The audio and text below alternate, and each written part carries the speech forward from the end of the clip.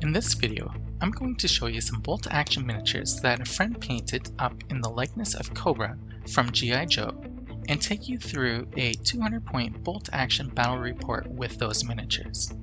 This is my first video battle report, so please let me know what you think of it in the comments below. If you like it, click like to encourage me to make more. The battle report itself will focus mostly on the narrative that unfolded on the tabletop as we played the game. Before getting further into this video, let me tell you about myself. My name is Jay, and you're watching Must Contain Minis. I do reviews and showcases of miniatures and miniature-related products. Generally, I focus on products made by companies outside of the biggest on the market. My goal is to open up the minds of miniature wargamers to other options that may be available. For this game, we used the 2nd edition rules of Bolt Action and the Skirmish rules available from Warlord Games website. I will link to them in the description below. We used 200 points as the points limit for the game and counted each model as an individual unit. Randall brought the British, I brought a different British force, and Dave brought a Cobra-themed German force. The Warlord Games plastic Germans looked surprisingly good as Cobra soldiers. To add on the mask, Dave used a little bit of green stuff. This guy certainly looks like Destro. He's actually a 28mm German commander by Warlord Games, just painted differently than the traditional colors we usually use for historical games. If you're interested in more of Dave's work, there's a link in the description below to his painters section on Must Contain Minis. Now let's talk about the setup of the table. You can see here how we set up the table. The string represents the boundaries of the playing field.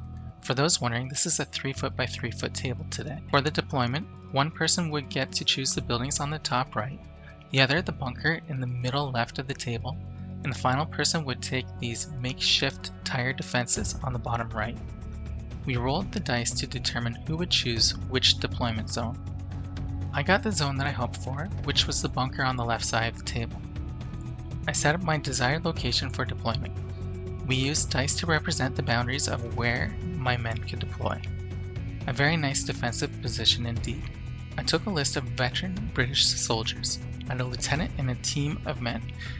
The lieutenant carried an SMG, while the rest of them carried one Bren, which is an LMG, 2 SMGs, and 5 rifles. Dave's force looked similar to mine, but with the German soldiers dressed up as Cobra instead of British. The other British player, Randall, took a much higher number of troops, but as regulars instead of veterans. This is how the table looked at the start of the game. All 3 forces met up with the goal of being the last squad standing. There would be only one winner. Dave put a light machine gun team and a rifleman up on the top of this roof. Meanwhile, Randall brought many more soldiers than either of us to the table. Personally, I felt like I had a good defensive position here. Now let's see how the battle unfolds. My plan was sound, at least in my mind. It was to keep a firebase of rifles and the LMG team in the bunker, while the soldiers with the SMGs and a couple of riflemen proceed to the left to flank the force that looks like Cobra. I was not sure what to do with Randall's force. My plan was to focus on Cobra instead. Dave's plan was to use his high vantage point on the roof as a long-range firing platform, while rushing his other troops down the field to engage both forces. Randall's plan was to use the weight of his sheer numbers to rush into the enemy. Like Dave, he split his soldiers into 2 groups, each with a different army in mind. Here you can see the first steps of each force. Oddly enough, Cobra and my veteran British soldiers would be on a collision course on the left side of the table. I was actually very surprised at how fast Dave's troops got across the battlefield. That is one of the benefits of playing on a smaller sized table. Usually I'm used to a 6-foot by 4-foot instead of a 3 by 3. The next turn you can see the German army rushing in to meet my British force. My British soldier actually takes out one of the German troops. Meanwhile, 2 of my troops on the left lay down a pin marker on one of the enemy troops. They do this by long-range fire from the window of the ruined building. The Cobra troops meet this aggression with multiple rounds of assaults. While Cobra proves their gunning skills very ineffective, they prove more than a match in close combat. Uh-oh, this guy is in for a world of trouble. One of the Cobra soldiers charges into close combat. That makes 1 down British soldier. Another Brit advances in to help. He takes a quick shot at one of the enemies with his rifle. The enemy remains unharmed. Now the German soldier rushes in on the British lieutenant. They soon engage in hand-to-hand combat. Neither model makes it out alive in this battle. They take each other out together. That still leaves this Cobra trooper behind. My soldier decides to charge in on him with a bayonet drawn. Sadly, the Cobra agent bests him in a battle. They might not have luck at shooting, but they are pretty formidable in hand-to-hand combat. This frees up the Cobra trooper to try to flank my bunker.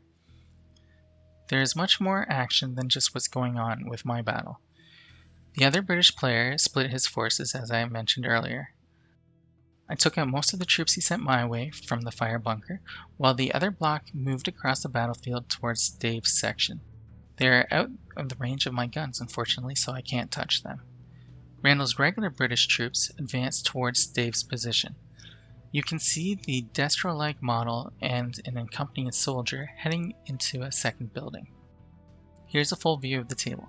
You can see that Dave took over a second building now, and he has one trooper flanking the left side of my defensive position. I believe Randall's regular Brits somehow took out the model that looks like Destro. Randall's Brits storm the second building and take it over. Meanwhile, I have a German trooper trying to sneak into my bunker. At this point, Randall's Brits make it to the first building. They rush up the stairs to assault the German gunners. In my own battle, my troops take out one of the Cobra agents flanking my defensive position.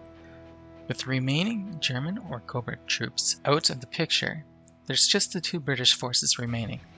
Although this scenario is a war of attrition, Randall concedes victory to me. Looking at the table, I think we have more of a stalemate going on than my force actually winning the game in a clear victory.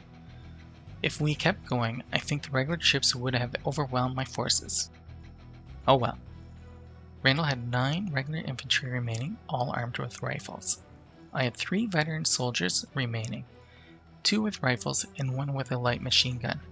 Randall stated that he thought my vets were just too well entrenched for him to keep going.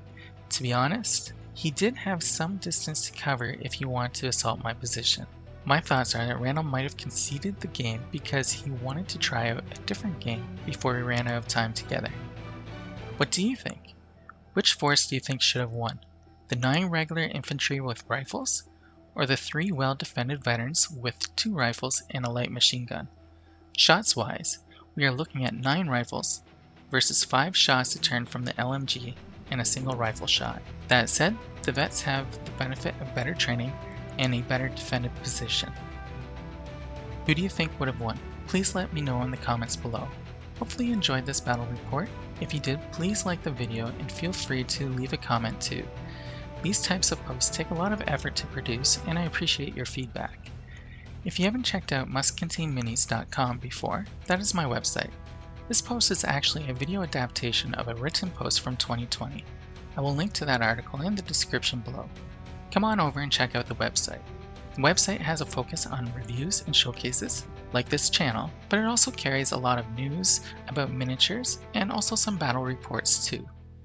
If you like the look of this gaming table, I'm actually using a gaming mat by Cigar Box Battles. I'll link to them as well. Until next time, happy gaming everyone.